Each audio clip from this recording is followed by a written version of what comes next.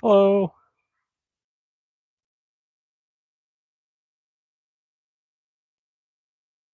There we go. Just run it like that. I'll run it like that, see if that works.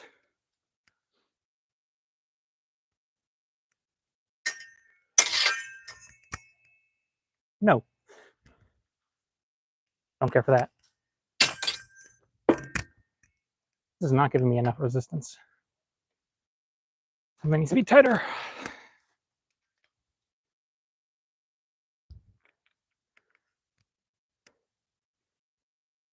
That'll hopefully, that should help a little. Hello, hello. How are we all doing?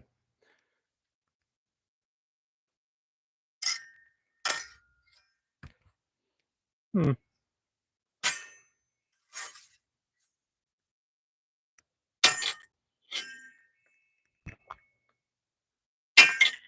this is probably a good idea for that. I've been thinking about trying to articulate a video. I feel like this is probably, I can probably articulate it well with using the stand.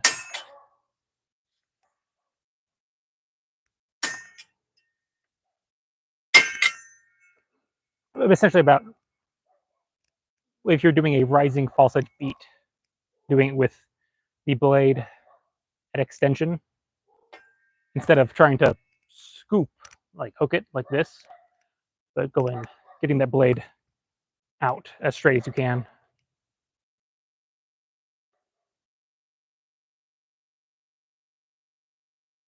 My recommendation, if you want to get into it, is to find a local club, of course. There is a HEMA Alliance club finder, which is usually a pretty good place to start, and go from there.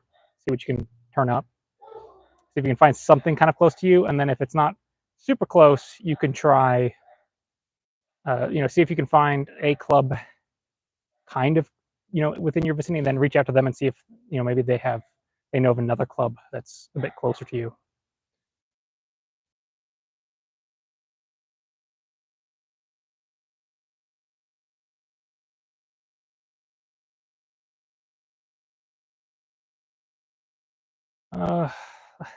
There are a few places you could buy antiques from. I've had some good luck with, what's it called? Like antique weaponry out of Tennessee, I want to say.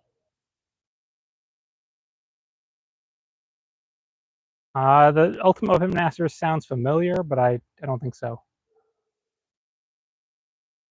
Maybe unless it was that like full contact pseudo armor thing. Is there a way to tell how long of a sword you should use? It's kind of a personal choice. Different masters have different recommendations. Some say don't give you any recommendations. There are a few breakpoints I think you could consider. When it comes to long swords, the two breakpoints most people gravitate toward are to go for something that is basically sternum height or solar plexus kind of situation, and the other breakpoint is under the arm. Personally, I prefer this over the armpit one. It gives you two very different sword handling characteristics at that point.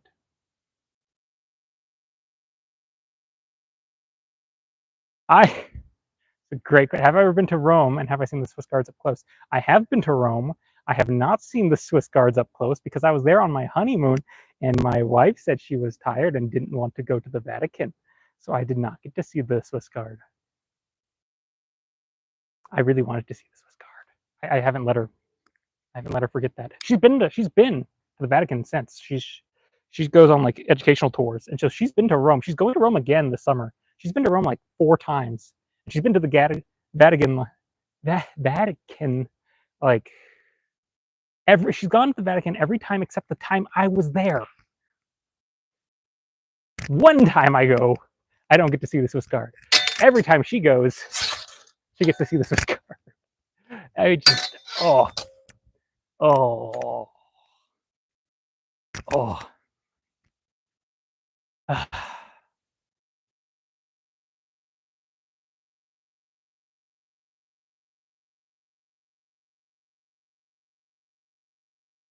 Oh, I would love to go to the Vatican Armories. Oh, that would be a hoot.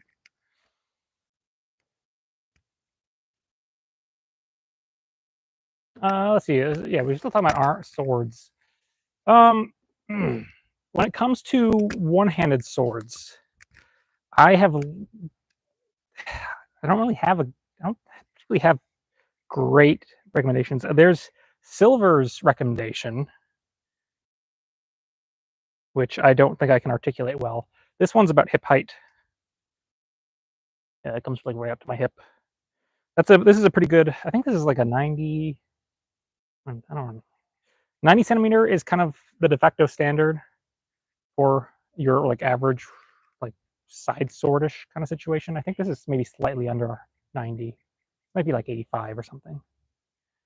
It's once again it's hard to define the breakpoints, but the shorter the blade gets, the more nimble it tends to be. Longer. It's unfortunately I don't have. I don't have many good suggestions for physical body breakpoints to measure against yourself.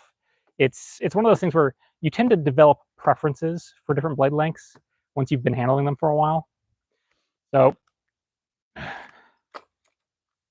for example, I've got a side sword coming in that has a 85 centimeter blade instead of the usual 90.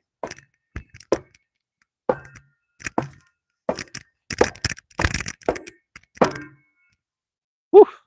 Thing rings like a bell.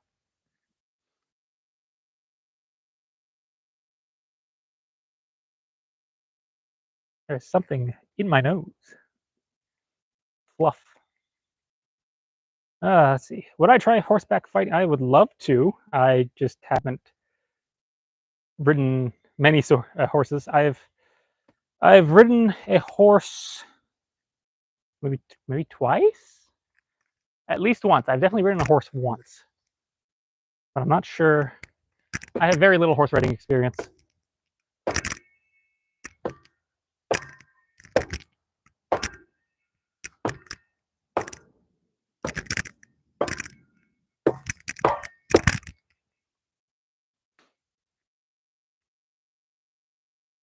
Sure. If you could do Saber with a Cape in the offhand if you wanted to. I have played Kingdom Come 2. I've streamed it. Does hitting the post hurt your wrist? No. Though it is interesting. This one bounces. That's the interesting one. Is I can feel the sword kick. There's a lot of kickback. So I can feel the sword bouncing back in my hand, but it's not really stressing the wrist or anything. But yeah, it's fine. It does bounce a lot, though, doesn't it? Yeah, I do live streams. Just whenever the mood strikes me. I don't really have a schedule. Will I open a fencing school when I'm an old man? Who knows? Who knows?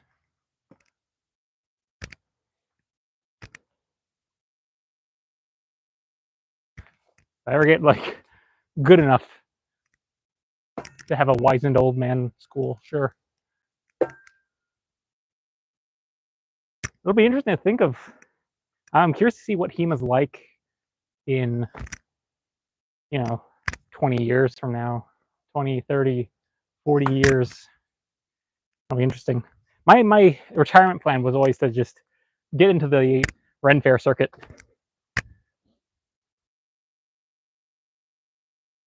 Or maybe like join a historic site or something.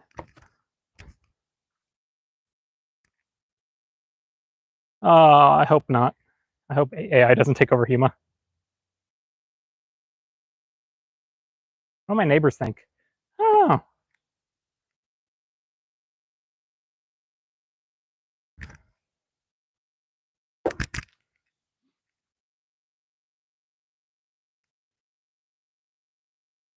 But I think the Zweihander could be used. I don't know enough about The Last of Us to. I don't know how resilient those things are. Oh, I'm excited for the saber for the Helldivers. I'm excited about that. I've skimmed some Destreza. I think I took a Destreza class once at a workshop, but I've never looked at it too seriously. It's beyond me. It's a language I don't know with a lot of geometry. I'm not very good with geometry, so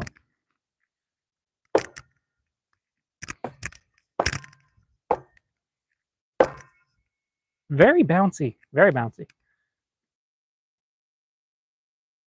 And my glasses just keep sliding.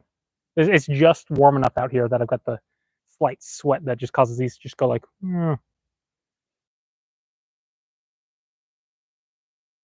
I don't think a sword would be a great zombie apocalypse weapon. No, I think it's got like a whole rant. I don't know if I want to go into the whole rant.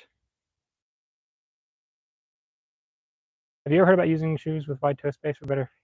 I use wide toe box shoes actually. I use wide toe box. Wide toe box shoes. Man, I don't think swords would be very good for zombies.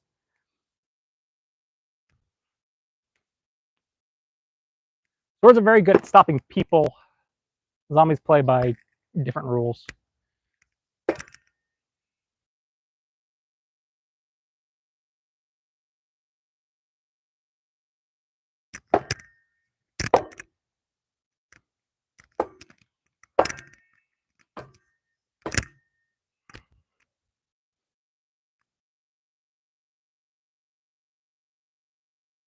Yeah, hammer's probably a pretty good bet.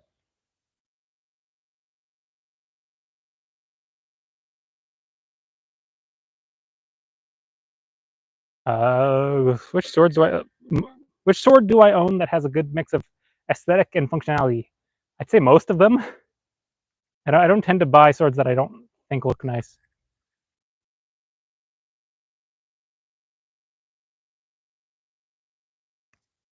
I'm trying to think of things to say about swords being not good for zombies.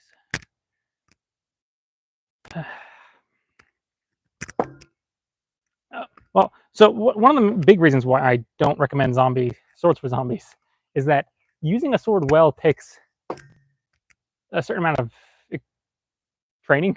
Of course, you're fighting zombies, so you're going to have lots of opportunities for it, I suppose.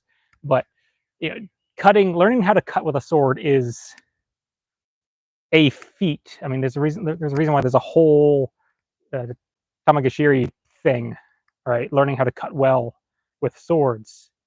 And when we're talking about zombies, you need every single one of those cuts to be a zombie stopping cut. You don't really have a good chance. Like, if you're fighting a bunch of zombies, you can't just afford to just take chunks out of them.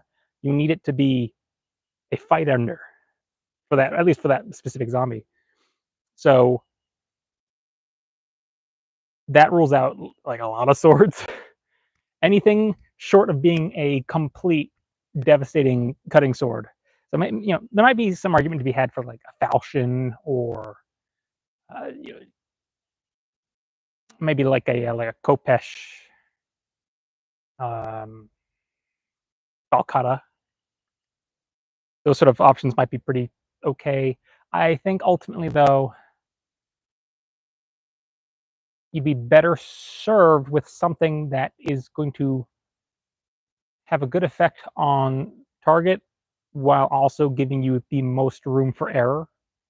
So that's why I gravitate toward suggesting something like a hammer or a mace, a club, just something just super crude that you can just wham, wham, wham, just right on the noggin over and over and over again, and you don't have to worry about maintaining it as much as you do with something like this. What about a Highland Claymore versus zombies? The same situation, right? Except arguably, I think even worse because now you have to lug that around. I think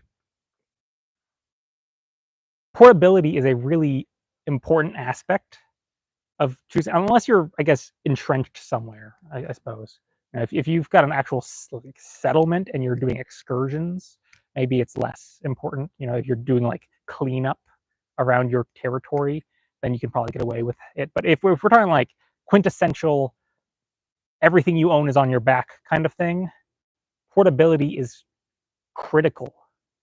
And as soon as you start getting into a really big sword, you've got something that is just not super portable. Like, sure, you can tote it around with you all the time, but you're going to get to a point where you need to like, go through a window or something, or clamber over something, and you just good luck bringing it with you. I'm very particular that it should be something that can be kept on you fairly easily and won't really get in your way too much. I think it's a really important consideration. But of course, once you've settled down somewhere, then go crazy, right?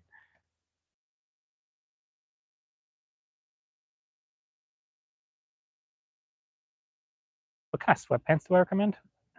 I whatever, whatever. I don't really have a sweatpants recommendation.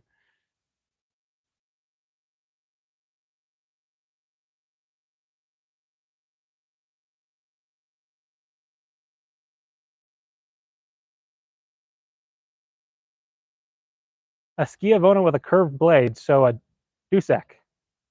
That'd be like a Dusek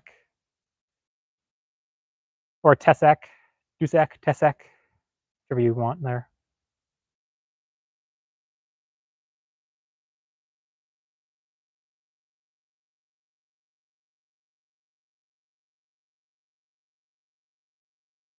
Another. Oh boy, the chat really moved. I just skipped to the most recent stuff, so I just skipped to does Wavy blades? Oh boy, not the flamboyant question again.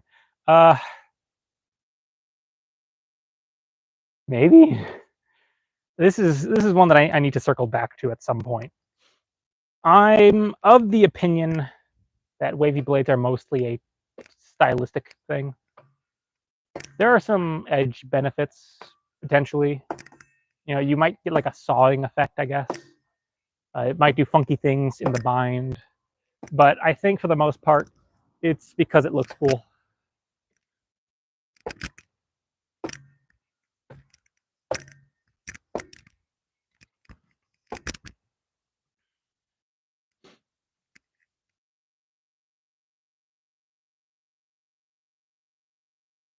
Oh yeah, the swordsman scratching post.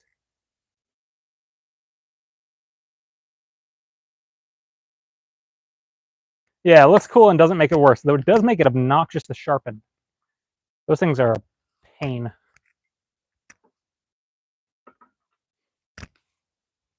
Because with a straight sword, it's just ooh. Well, let me get in my sharpening position here. It's back and forth, right? But with a wavy blade, one, two, three, four. It's a bad time. And that's assuming you're using like a grinding wheel or something.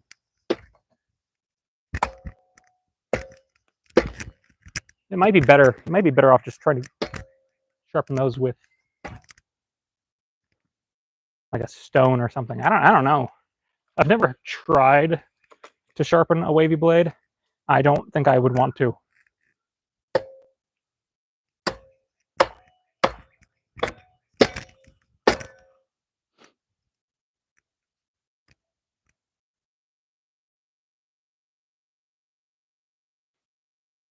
This is the ricasso. Not the I mean, Schilt. Specifically, this is the Schilt. It is also the ricasso on this way. The Schilt basically just gives you an extra layer of hand protection, so that when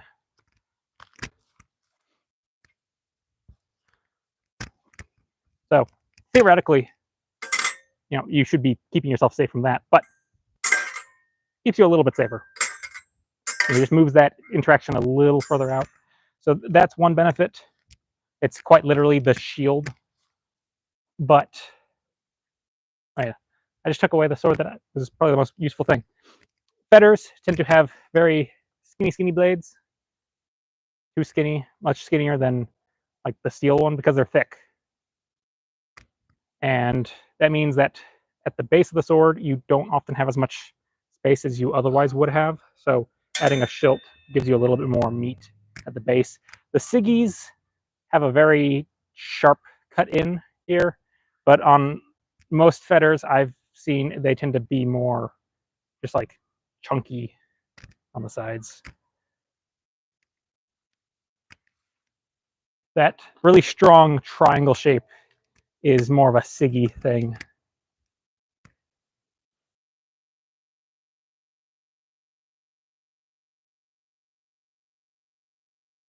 Yep. Have a good night.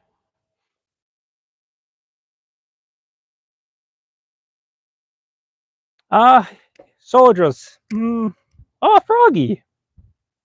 I found a frog. Hello.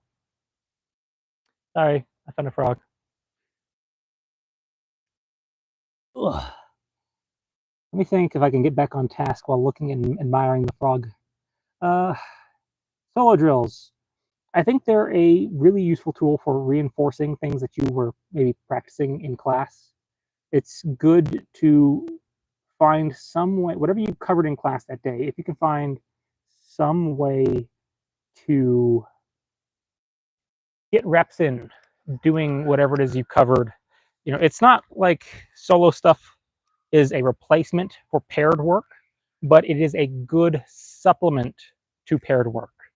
And it's a way to just get reps in of the movements that you are going to then bring back into paired work. And that's probably the most succinct way to put it. So like if, say for example, I've been teaching an idea about provocations, and the basic drill was that you thrust at the target to chase them out of their guard, and then you immediately flow off and attack the quarter that they left from. So against a partner, right, the partner takes a guard, you would thrust, boom, hit, you'd reset or something, thrust, hit, reset, thrust, hit. And you can already see, how you can adapt this into a solo drill, right? You just take away the partner. I mean, you don't even need a Pell. I could do this without a Pell. Let me go over here. Yeah, so even without a Pell, right? I could practice it. One, boom, go back, one, boom, and just work the reps.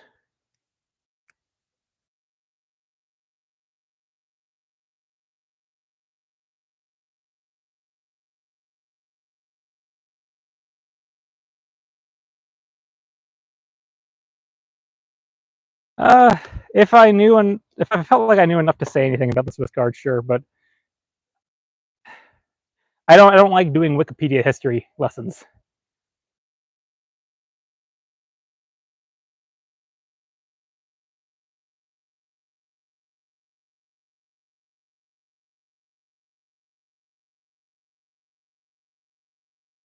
Oh, you beat half sword. I haven't done that. I haven't really played it much, but recently started Italian Saber. Why is it that I'm like that? Why is it that Saber never seems to use offhand implements? More a product of the time than anything, I think. A lot of saber systems that people actually study are later, so they're in contexts where people aren't really wandering around all like loaded up anymore. You know, the situations where your offhand implement is probably a gun is kind of the fact of the matter, right? All those military manuals are either assuming that you are, you know, probably going to be like on a horse, so you don't have you've got your hands on the reins and you're doing saber stuff from horseback, or you're on foot, you probably have a gun, which in case if you have the gun, you go bang bang until you don't go bang bang anymore, and then you sword fight. Or they're, you know, in more dueling contexts where just offhand implements just aren't in vogue anymore. You know, it's the stuff, you know, working with the stuff that you have with you.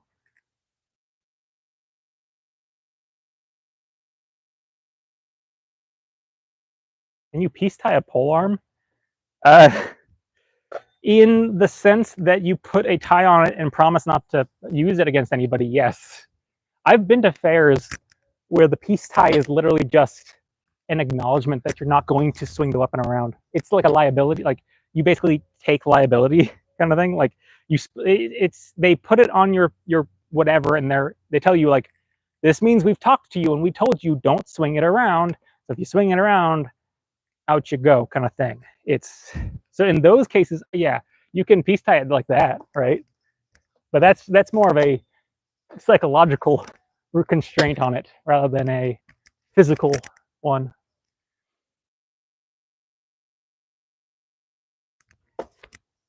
It's a really fun one I want to do. Let me see if I can pull it off. Let's see if we go high bind, circle. How's it go? High bind, circle. Yeah, that's the one. That one's fun. I want to pull that one off so bad. It is so hard to do with a fencing mask. One. I need to go deeper with it too. One. Yeah. Yeah, this one is absolutely, this is like the like no look, nothing personnel kid cut. So assuming this is the person in question, it goes from a binding kind of situation, a sort of a high on high, and you break off that bind and you throw a short edge cut down toward their, like the side of their head, to draw their sword. You know, they don't want to get cut here, so they're going to draw their sword up into this space, which means there's an opening down here. So you go high, flick the cut there, they chase after it, they go high. You come around through and you step diagonally, like you're stepping right foot to their right. So you're passing through there. So their sword's up here, you step through here. And as you do that, you come through and you just boom, that right. The picture he shows of it has it hitting like right there on the chin. It is, oh, it's so good. Boom. Nasty. Yeah, it's, I would feel like the coolest customer if I pulled that one off. But yeah, it's a complete like no look shot, because in the picture the guy's like this throwing that cut, so he's not looking anymore. He is just throwing that to the like last known address. But you know, the fact of the matter is you're moving to this side of them, so anything behind you is getting hit. Right? You don't need to aim it so much as just throw it behind your back, and by stepping with your back to here, you're going to hit something.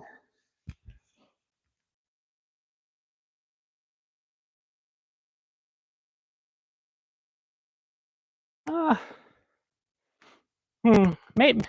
I don't know if I'd necessarily call it a blind, like, maybe, yeah, maybe a bit like a blind thrust. It's so cool though. But the thing I've always had trouble with is feeling like I can throw the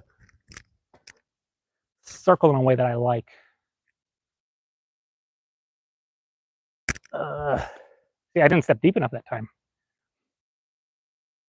I come off, circle hit. I've never found a great. I've never been able to make that high circle happen in the first. That's the problem I've been having, is that I can't seem to get that situation to happen for me in sparring. Now, it might just be my instincts are taking over, because when I get to this situation, what I want to do is this. So it's possible that that's just overtaking. I'm not getting that flick like I would otherwise be doing. My first instinct is to go for the low shot.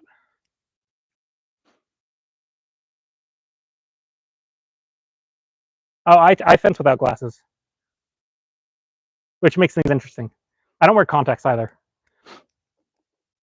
There have definitely been times where I just lose sight of the sword, which is unfortunate. I was fencing somebody once. It was a little dark, and they had on all black, and they had a black tip on the sword. And I was fencing them, and then they basically lined up that they just took like a long point, and the black tip against their black uniform, I completely lost sight of everything. They just became a blob.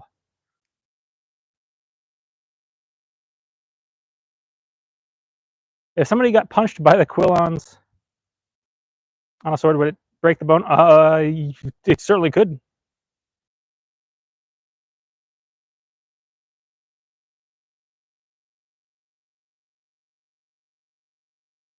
Oh my goodness! What are the practical uses of a tail guard? Let's see here.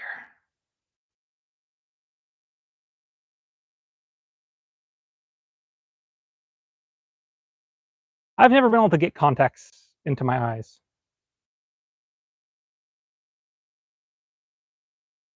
So let's see. Uses for a tail guard. Tail guard being this kind of position here. I mean, the most immediate thing is that you're set up really well for a rising cut from that tail guard. If you put some gas into it, it'll go. I mean, if I can find a good, right? Like it'll fly if you let it.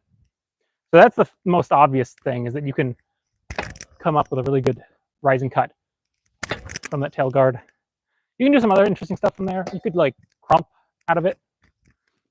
So that's like a little crooked cut. Not sometimes used as a target, not always, or sometimes used as a hitter, not always used as a hitter. Sometimes used as a taker, usually used as a taker. Just knock this thing out of the way. Let's put that there. Try this again. All right, so I could be in that tail guard, and then because I'm in the tail guard, I've opened up my quarters to attack. So they throw some sort of attack at me.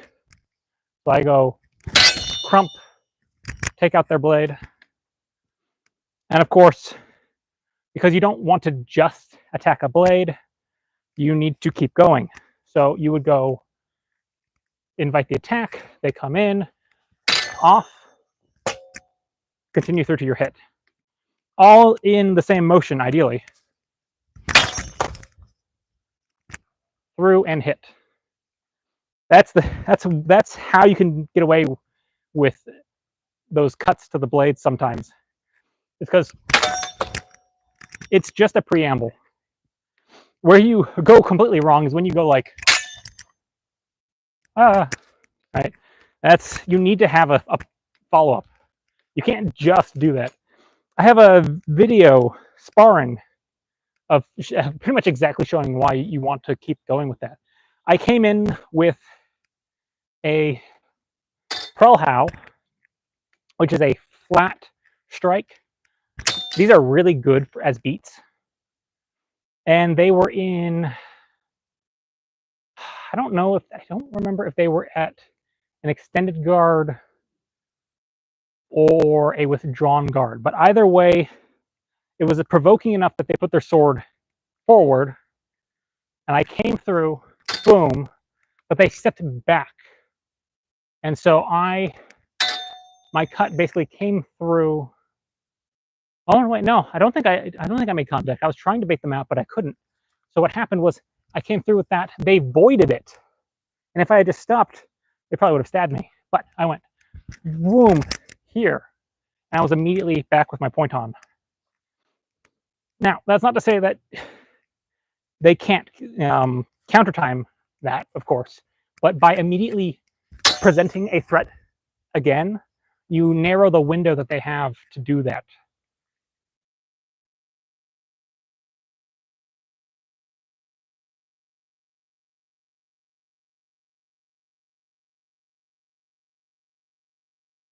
I want to get a flail. I want to get, so between flange mace, ball mace, I like flange maces. I think they look nicer.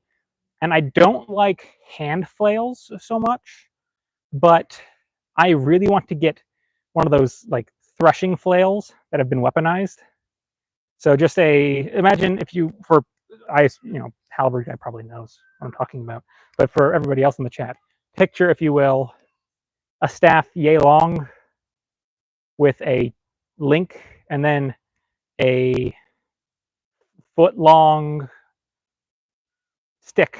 So it's like a staff with a like a double link and then a foot long stick on the end. And then weaponizing it, you basically just stick a whole bunch of metal studs and langets into it. And then you've got a big old wacky stick. Good times.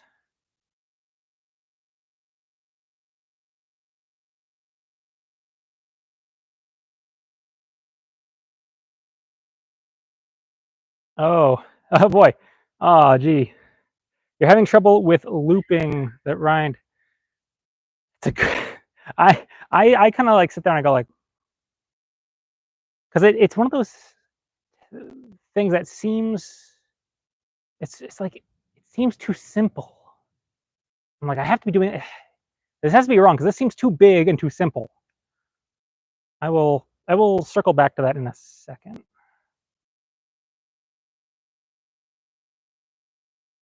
I have not personally known anybody who's like ruined their sword from a flat strike. I would like to do a video on sword and kite shield if I get to it at some point, but I don't have a kite shield, so that kind of, I don't like to do videos on things unless I have the thing. So I guess I need to buy a kite shield sometime.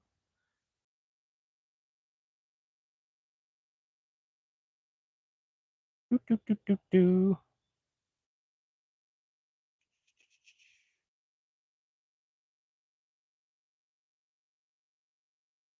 Okay, I'm gonna have to skip again to catch back up. Okay, so yeah, I just had to skip. I just skipped to the end to catch up. Someone was asked, oh gosh, what was that question? The rounds. Yeah, I think all he's saying is he's just saying like full on just completely. I think he's just saying just cut around. I think, but there's a different. This is one of those things where he has so many things. So it's not like cut around like boom. It's very particularly like just a. I think that's the best I got from what I've read. I'm not. I don't like. This seems too simple, and it doesn't feel great because he talks about like the double round, right? He talks about like one, and then there's. I mean, in a beat capacity, I see, but then he talks about going 1-2. So my impression, kind of initially, was that he was talking about some sort of like that kind of thing, where you just go. And now that makes a lot of sense to me. You do just a big ol' boom hit, but then he talks about doing it. The wording on the double round makes me feel like that's not it. Because on the double round, he talks about throwing it like 1-2, I don't know. It's one of those that I put a pin in. And I'm like, I'm going to get back to that later.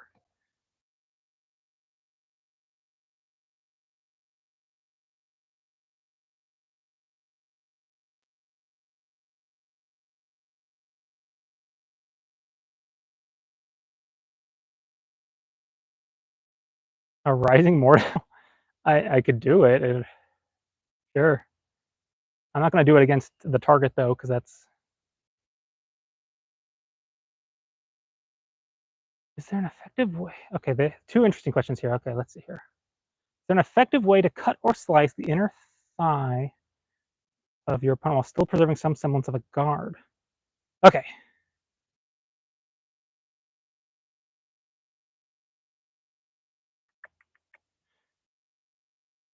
Okay. So the rising, rising. I don't know why you would ever do a rising mortal, and also fetters aren't good for it. But like, sure. Um, yeah. And I guess if you really want to like pulverize somebody's jaw, that would work. I guess. Or you just, yeah, maybe you see that groin shot. That might be it. The groin shot probably is one of the better reasons to do this. Come to think of it, because it's probably only going to be protected by mail. You come swinging in, boom, right between the legs. Yeah, that'll put them down. And then the other question was cutting the inner thigh with a semblance of a guard. So this is a good chance for a Myerism, because Meyer says that you should not cut low while you remain high. Because what happens is that you reduce your reach, because Pythagorean, I can never say the name right. Math, high school math, high school geometry is tethered here. If I go lower, I lose reach because the point is up here. You lose reach. You can test this for yourself very easily. I did a video on this like forever ago, and people were fighting on me on it so much. And I don't know why, because it's really easy to test for yourself. Find you something that you can touch. Stand next to it. Reach out, touch the thing. All right? Now touch lower. You can't touch it. But here's what you do. You squat down. You can touch it again. Incredible. Same concept. I have been bit on the inside of my wrist. Ugh. Same exact concept. Except now you have a sword. I can reach. I can no longer reach. I can reach. Easy. So that's the first thing, right? So the thigh shot, we're trying to cut the inside of the thigh there. So the advice then to maintain our reach is that we shouldn't go boom like that to try to get the thigh. That's not ideal, because we get to the second issue. One being that we have to be closer to do it. Two, in putting our sword down for that thigh shot, we have left all of this exposed. So the textbook response to somebody going like that to your leg is that you go boom. You pull your leg back and you crack them on the head for their trouble.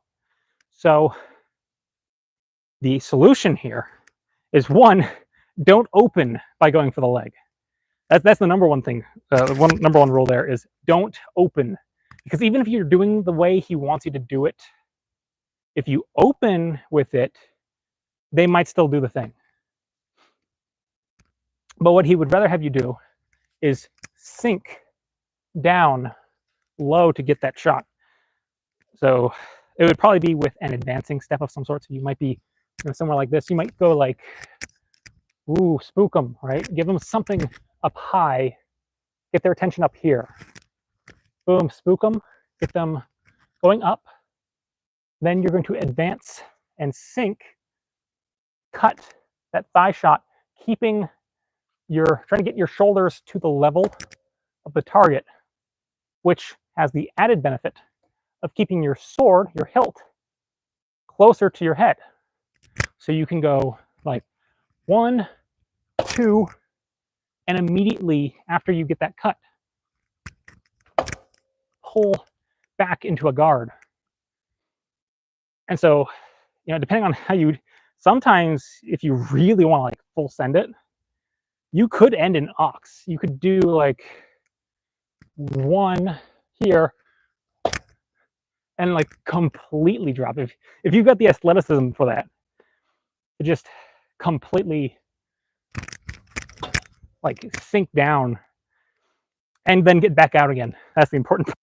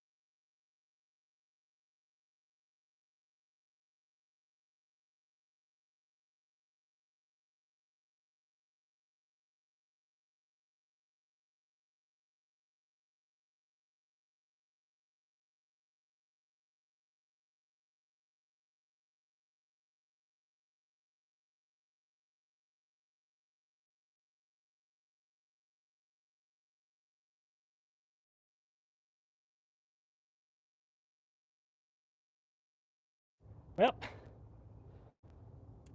I had a whole bit. I was doing a whole thing.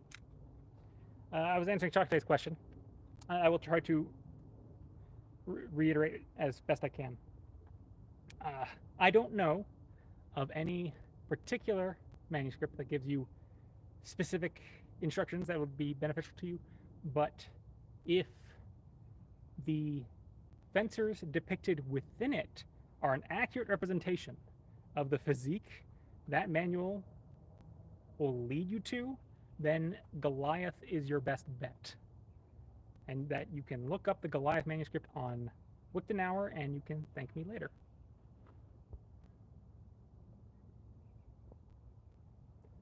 To do a reverse lunge?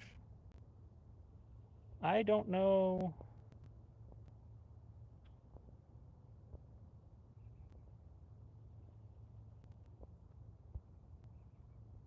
What would be a reverse lunge? Like a retreating lunge? Sure, I'll take a poem.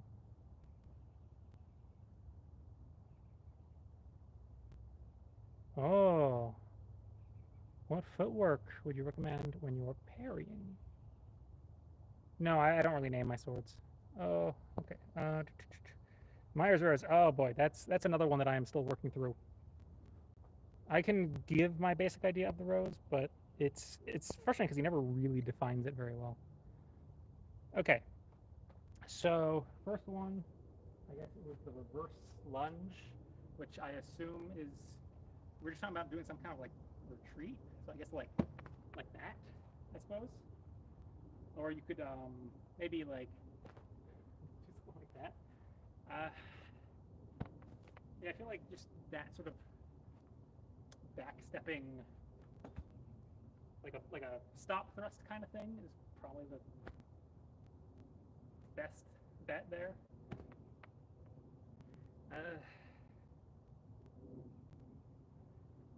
Let's see. Yeah, now I have to get close to y'all to be heard. Parrying footwork. Parrying footwork. Here, let me just move up here.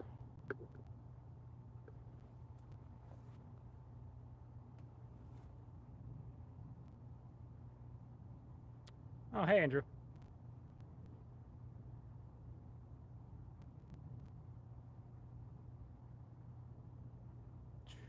Parrying footwork. For me, it's a matter of pointing your toes. pointing the toes.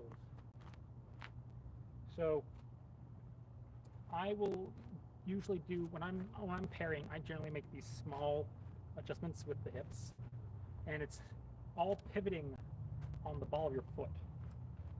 This kind of movement here.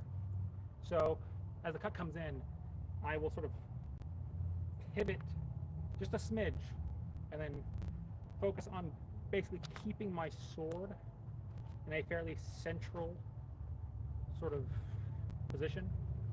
You can parry like across your body like that, but I find that's more vulnerable to feints. So I will usually, I'll try to pivot around my sword a bit more and try to keep the sword largely centered within my shoulders. So, you know, like if that cut's coming in like low right, it's going to be like a twitch down and a turn of the guard to put that guard into the way as well, and then back out. That sort of stuff.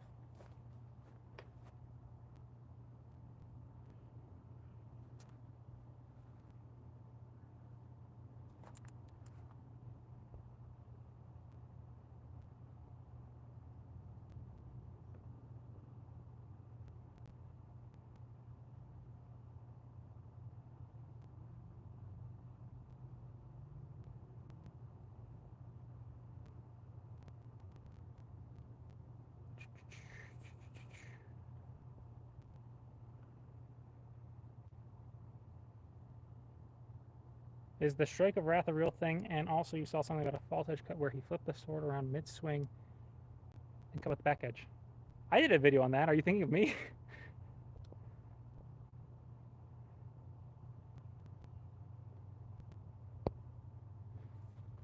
So I can kind of do it too. So the cut of Wrath is the Zornhau. It's your most natural. I'm thinking about what I have space for here. A little cramped. Yeah, it's just your big old. It could be from, if you want to do it the Meyer way, it's like all the way back here. But essentially, it's just this big old cut, right? Big. Woo! I felt that one through the sword. Oof. Not gonna do too many of those. And then turning that, so you can flip it into you can invert it into a short edge cut by flicking, basically punching out with that bottom hand, crossing underneath as that cut's coming in. Room. Okay, so like that. It's hard without my mic anymore.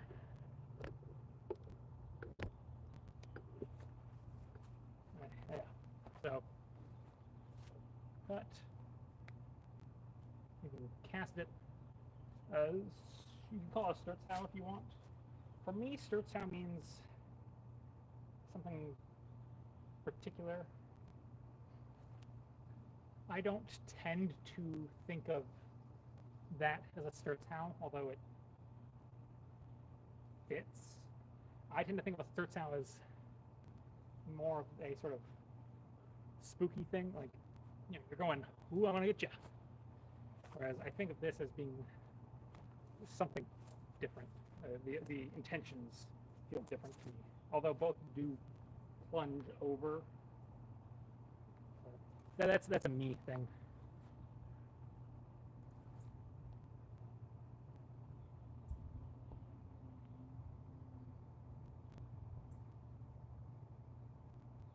Do I feel a reach disadvantage when using the Siggy Shorty? Sometimes. It's one of those things. I have always used a sword of this length for longsword, with the exception of that Malleus I picked up. My first sword was this long. My second sword was this long. My third sword was this long. This is what I know. So I've never really known all that different.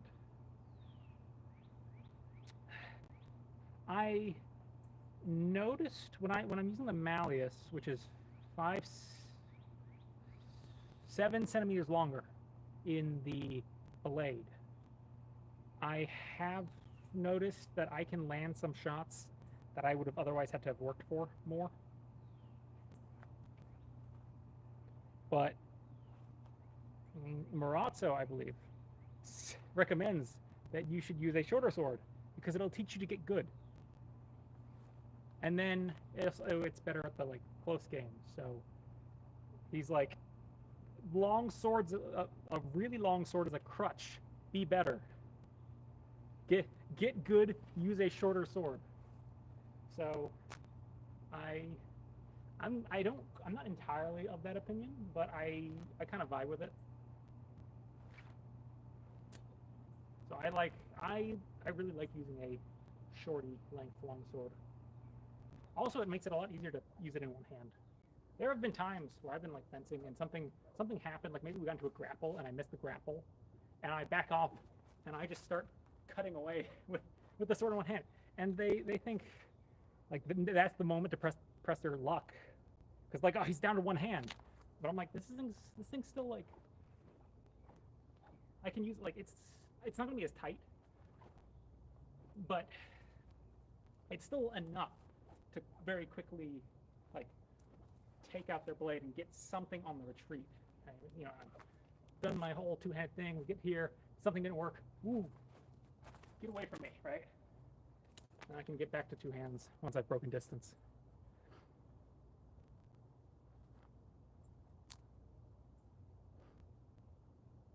Do I use sword and buckler very often? No, I don't like offhand stuff. I don't like dagger. I don't like shield. I don't like buckler. I am a two hands on the sword guy, or a one-handed sword, and nothing else. That's just where I like to live. I don't like dealing with two things at once. I'm not smart enough to do two things at once. Just let me do one thing. Yeah, the audio is low because I don't have my mic anymore. It died. Yeah, I'd probably bite on the small sword stuff.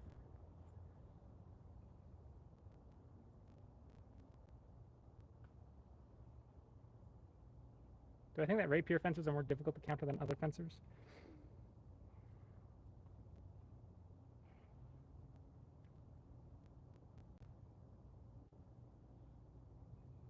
Yes. But for like a reason, this is something I really want to find out. Is that one of the issues that you have going up against the rapier is that they usually have the reach advantage, and then they're usually very good at disengaging. And when you have longsword, your advantage is if you can force a bind on them. But you have to get into range to like spook them enough that they have to bind on you, and then you can work it from there. But as long as they're able to play their little like retreat and run away and poke you kind of game, it's harder. Like, you have to get through that game before you can get to your game.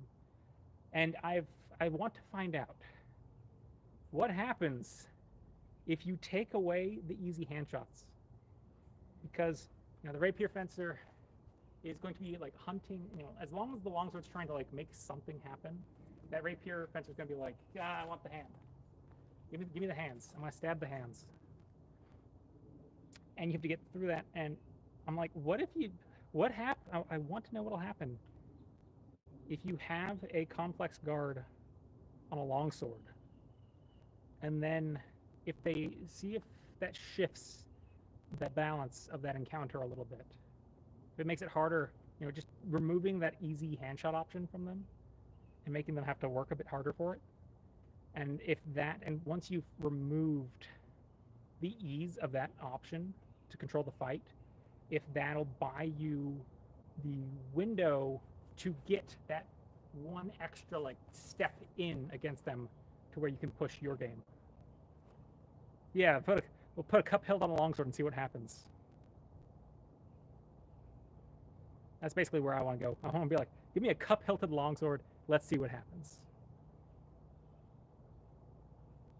Yes, most of Meyer's stances are supposed to be in motion, and they're not stable positions. They are sort of like gather points or keyframes,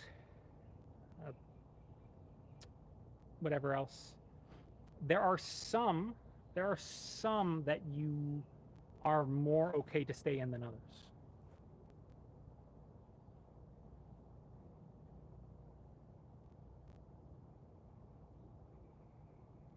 I don't think I've done a video on. Yeah, I don't know if I can actually say the word on live. I know what you're talking about in Halberd. I've not actually done a video on them.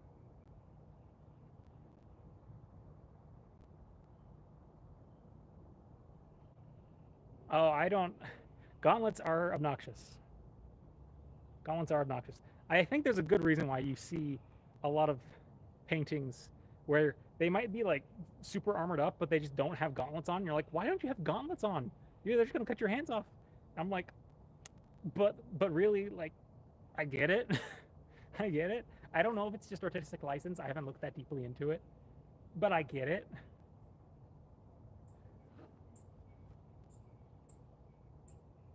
Oh, a bird? A bird just flew by.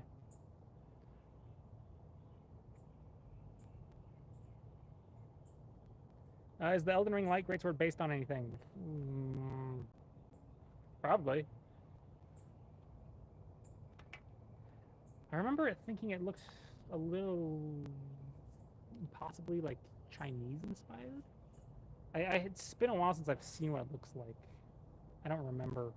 I remember getting a Xian sort of impression from it, but it's like they took a Xian and then westernized it, kind of thing. They gave it like a European sword treatment. It's like they reskinned it as a European sword or something. It's interesting. Landsknecht Emporium. I like it. I like Landsknecht Emporium. I have they have a bunch of stuff that I would love to buy, and I haven't been able to like will myself to spend the money on it yet. I've been impressed. Every Landsknecht Emporium sword I've ever held, I've been impressed by. So they know how to make their stuff, but they're like super specialized. They're like, we're the Landsknecht Emporium, and we sell messers and messer accessories. And if you don't want a messer, you can get out. That's the kind of energy they bring. Oh, I would love to get an Odachi sometime. No, I've never had a neighbor come over and be like, "What are you doing?"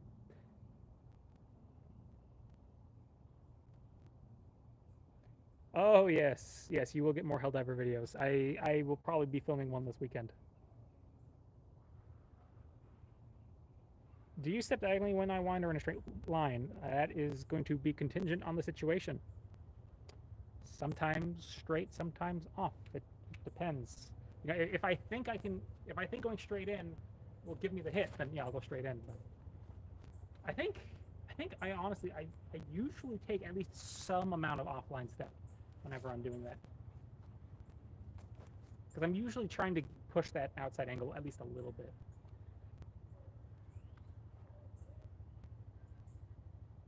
Hello from America. Congrats on the new pope, I guess. Or is that? I don't know. Is that something that you congrats on? Because if you have a new pope, that means the old pope died. I don't know.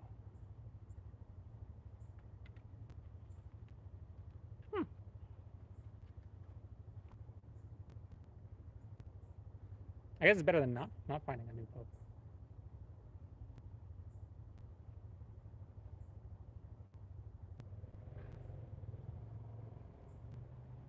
Oh, the old. Ah, good evening from America. I have a lot of people from all over here. This is lovely.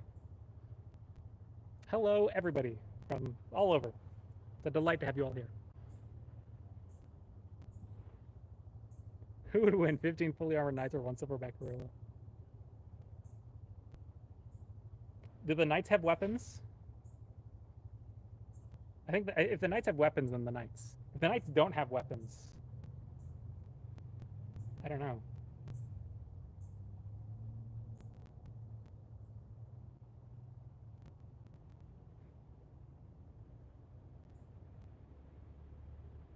Yeah, I go live every now and then. You want to fight HEMA, but you are poor. What do? Depending on if there's a club in your area, they might have loaner gear. My club, we we've had like some like lower income people join the club, and we've worked to like get them able to. We'd rather have them, right? So it can be a matter of just finding your people, loaner gear. If it's a big enough club, there's enough spare gear floating around that they can equip somebody.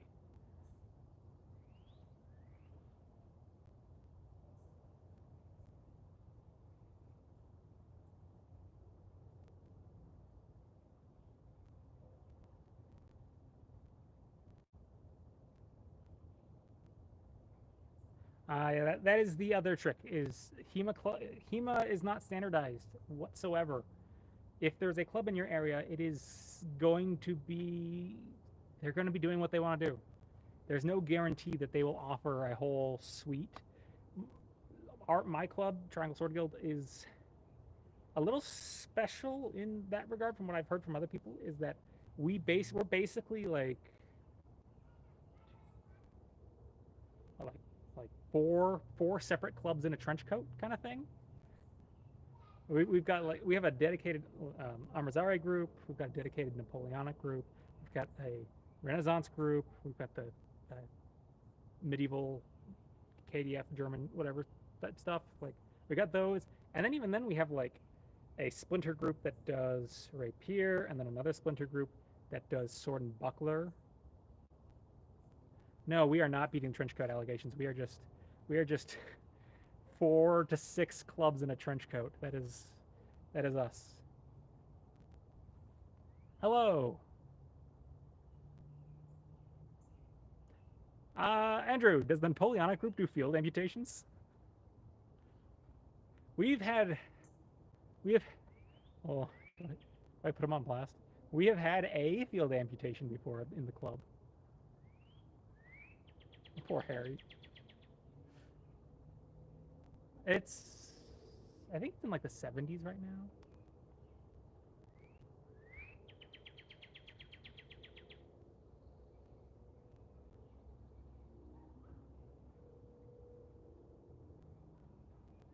No, it was not staged. Poor Harry. Yeah. I guess this is a good thing. So people ask me for gear recommendations. The gear I would not recommend is a coning glove. Yeah, this is the story. Harry tells the story enough. I think I'll find it. Shit. Uh, yeah, don't buy a coning glove. Do not buy a coning glove. Don't do it. I don't know if they fixed it. A guy can only lose his fingertip once before you will never put your finger inside one of those gloves, okay?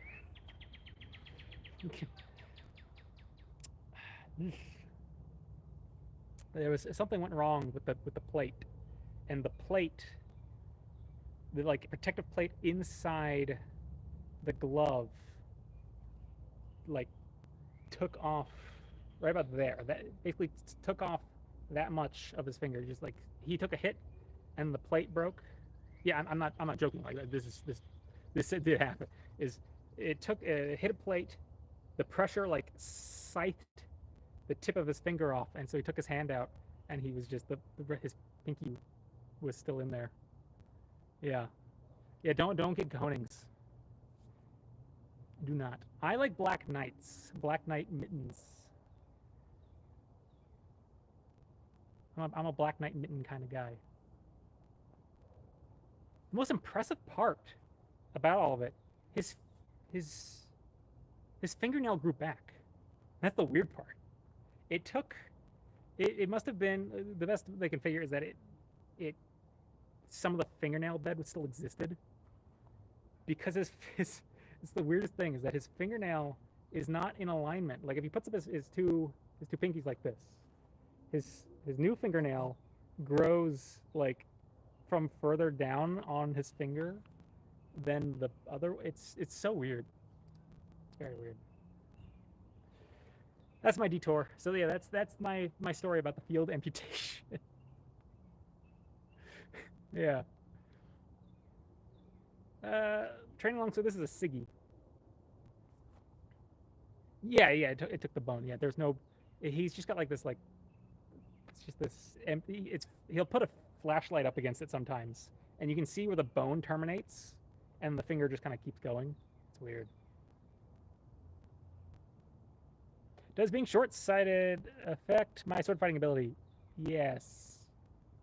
Yes, it does. I was telling this earlier. I can see well enough to sword fight most of the time, but every now and then I'll have a situation where I totally lose the sword. So the situation I explained earlier was there was a guy I was fencing who was in all black, and it was kind of like dusk-ish, and he had a black tip on his sword, and he basically went to like here, and I lost sight of everything. He was just a black silhouette in my vision, and I'm like, I guess I die.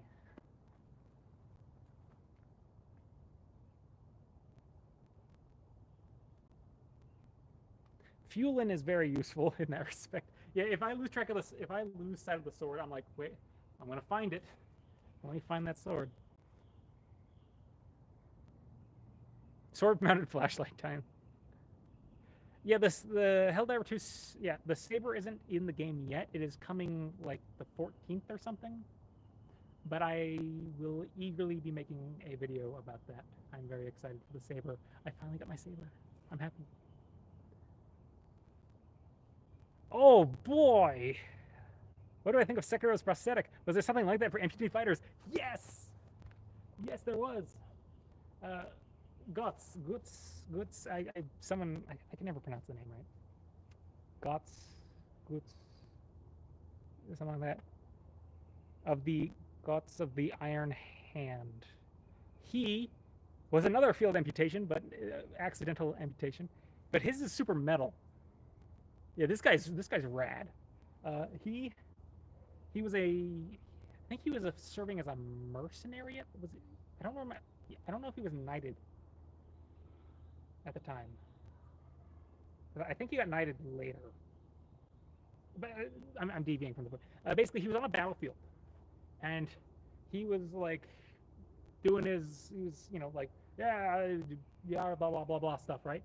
And he's got a sword, and he's like holding it, and a cannonball, boom, takes off his sword hand, just boom, blast cannonball takes his arm, boom, right off, right about like here or so, I think. Just cannonball, boom, sword, arm, gone. Goodbye. So he wasn't going to let that keep him down. So he commissioned a prosthetic hand that could open and close, and it was his sword fighting hand. So he actually, I think he learned to sword fight with his left hand, and I think he would maybe use it on the left. I believe there's at least some mention of him holding a sword in that hand. But the main thing is, yeah, he got a prosthetic hand. It had articulation. He could use it. He was either using it to hold the reins or he was using it to hold the sword. I don't remember which. And then he kept going. And he lived a long and illustrious life, actually. He lost the hand fairly early on into his career. And then he just kept going.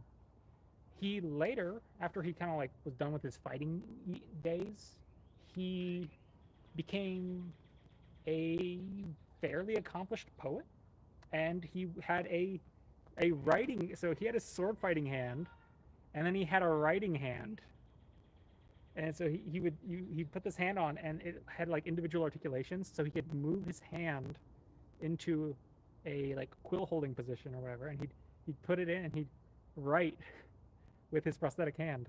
Very cool. What a guy.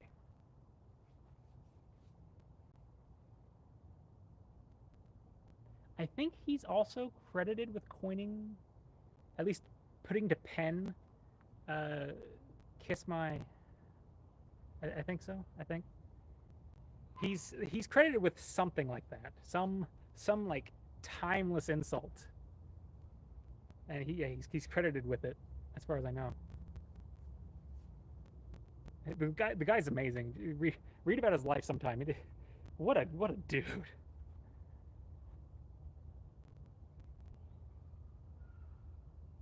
Would I make a sword peg leg? That would be a terrible peg leg.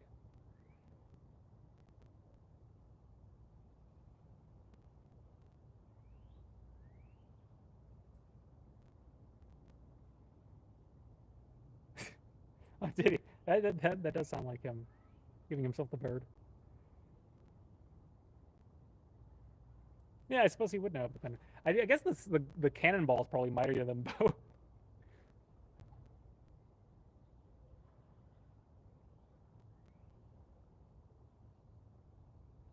Yeah, man in backyard stares at camera. Yeah, pretty much. The problem is that my mic died, so I'm kind of tethered to a certain range. I do have my sword with me. Do I wear contacts and armor? No, I don't have contacts. Favorite sword? Long sword. I love long sword. I'm a long sword guy.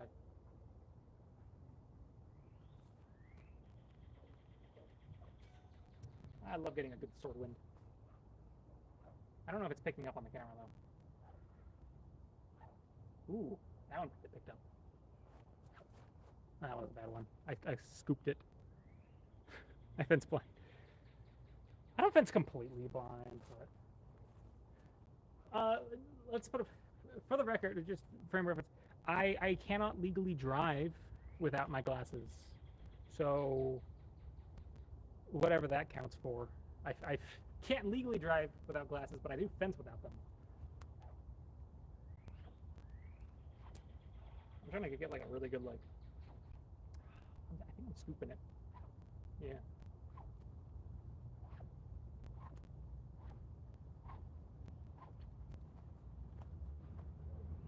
I do not have fencing glasses. Maybe I should.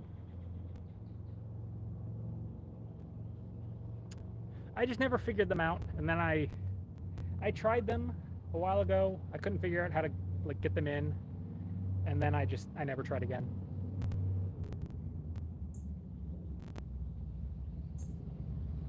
Oh, thank you. Thank you. I feel like I finally got it to a place where I like it. I was having trouble. The issue I was having with the mustache is that the inner parts grew down, the outer parts grew out, and I was struggling for a while trying to figure out which do I favor. Do I comb it down or do I comb it out? And so for a while I tried combing it down. I was trying to even it out that way. That didn't really work for me, so I ended up combing it to the sides, and that seems to be where it's happiest.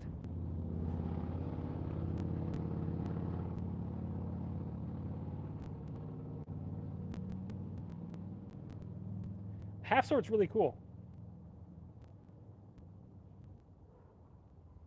I've curled it on occasion. I actually trimmed it back recently.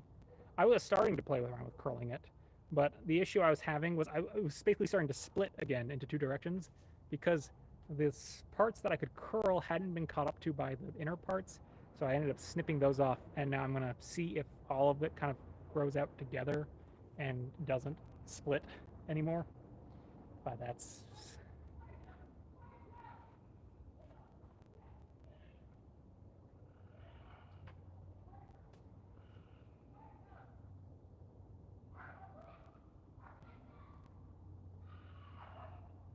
drama. I think it's a dog. I think it's dog drama.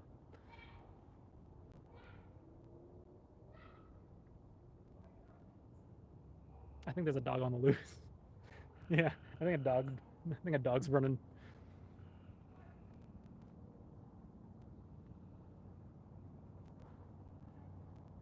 Frog and dog. I think I might wrap things up here soon. Without having a mic, I can't really do the thing I've been planning to do.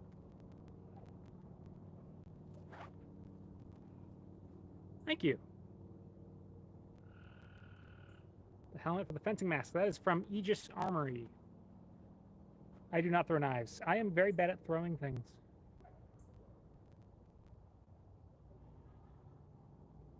Half sword or hitting. I mean, so the thing with half sword and hitting them with the pommel is that they're not mutually exclusive at all. You can, yeah, I'm starting to get chewed up. I think my bug spray's wearing off. But you know, you can be in half sword, and the fun thing about half sword is you can be doing half swordy stuff, and then you just boom, right? You don't have to do one or the other. You can use both. And that's kind of the idea of what you're doing here is the sword. Using the sword and half sword is just turning it into a poleaxe. You use the same method of fighting with a sword and a half sword as you do a poleaxe. They are functionally interchangeable in that instance. All the same tricks apply. You can. What is going on? All the same ideas apply. You've got a weighted end. You have a light end. The light end is used for point work, working, getting openings. The back end is. I am getting chewed alive. This might be my last thing because I am absolutely devoured. The back end is kind of kept in reserve, and you have just a haymaker, just queued up, right? You can boom, work the point, boom, see if you can sink it in, whatever you want there, and at any point you can boom, come through with the pommel or with the cross. You can strike through with one of those. Give them the old 1, 2, 1, 2. That's always a nasty one.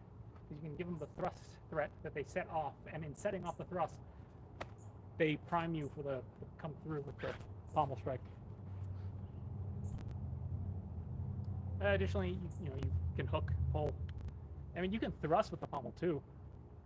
I mean, it's not going to be a thrust to like gaps in the armor, but you can make a thrust to like their visor, jam that, knock their head back. 1, 2 through there. 1, 2. Stick it in to like the armpit or something. You've got a lot of choices.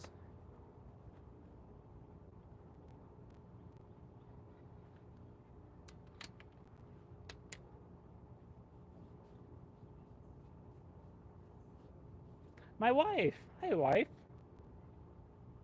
It's my wife. I'm happy now. I don't ship to the UK. I don't sell swords.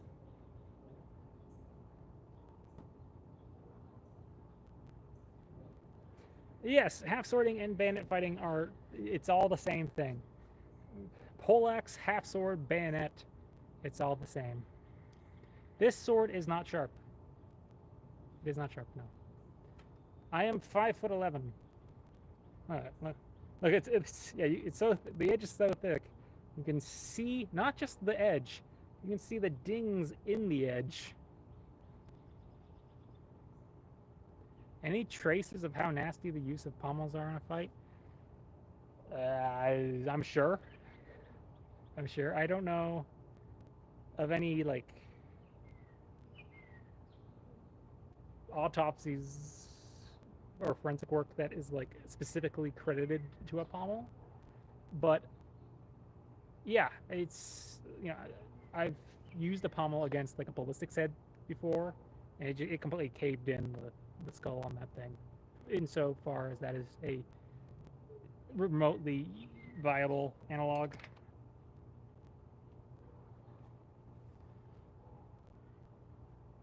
Yeah. Fiore personally attests to knocking out like 5 teeth from a guy with a pommel strike. Yeah. However many, yeah, he's like, this technique will have him spitting out.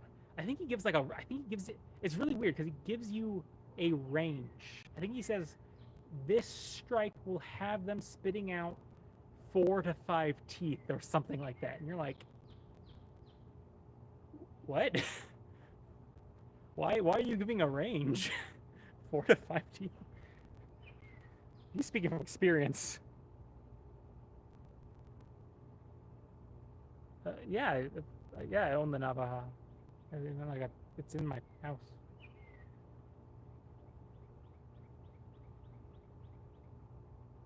My favorite longsword technique.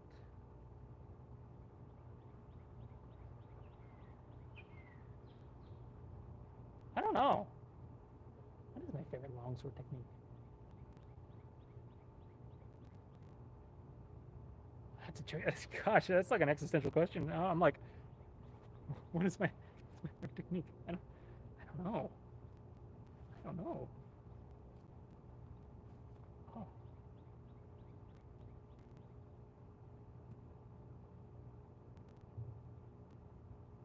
That's a doozy. You broke me. Yeah, gosh, I'm. Okay, well, yeah, with that predicament, I'm going to wrap it up here.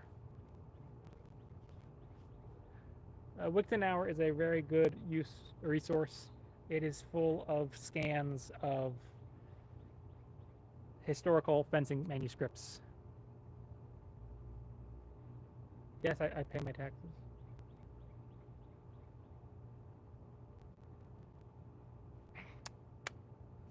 Yeah, all right. I'm gonna shoot a lot. Okay. Yeah, everybody have a great time. Hope you all had a good time. I might do this again. It is quiet. I don't have my mic in. I'm going now. Bye bye.